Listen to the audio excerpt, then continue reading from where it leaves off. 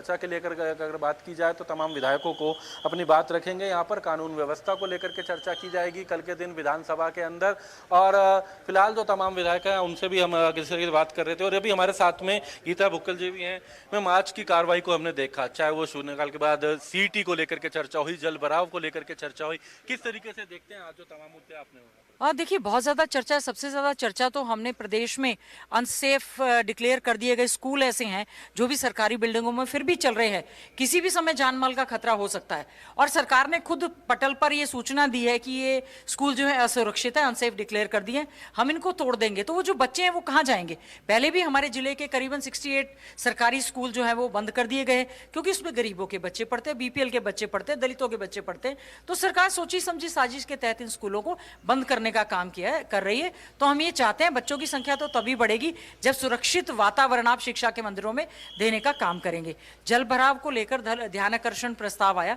ठीक है, बारिशें ज्यादा हुई हैं, लेकिन इरिगेशन डिपार्टमेंट, एग्रीकल्चर डिपार्टमेंट और दूसरे विभाग, उनको पहले से ही सारी साफ सफाई रजवाओं की सबकी करनी चाहिए। पंप सेट अच्छे ढंग से नए खरीदने चाहिए या पुराने ठीक करने चाहिए थे। जलमग्न खेत हो चुके हैं, चुने हुई जगह पर क्षतिपूर्ति पोर्टल खुले हैं।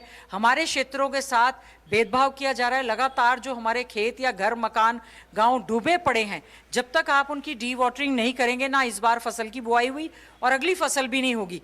तो हमने इसी को लेकर एक बात कही है कि जरूर सरकार को इसमें गंभीर रहना चाहिए। मानसून सत्र की अगर बात की जाए, कल तीसरा दिन है, कानून व्यवस्था को लेकर भी बात की जा रखी जाएगी, क्या कहेंगे, किस तरह की तैयारियां हैं खासकर कांग्रेस की?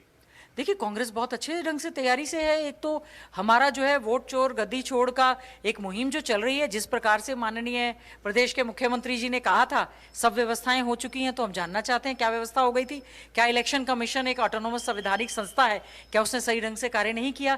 क्या कारण है कि हमारे लीडर ऑफ अपोजिशन आदरणीय राहुल गांधी जी पूरे देश भर में मुहिम चला रहे हैं और लाखों करोड़ों की संख्या में लोग उनको समर्थन कर रहे हैं?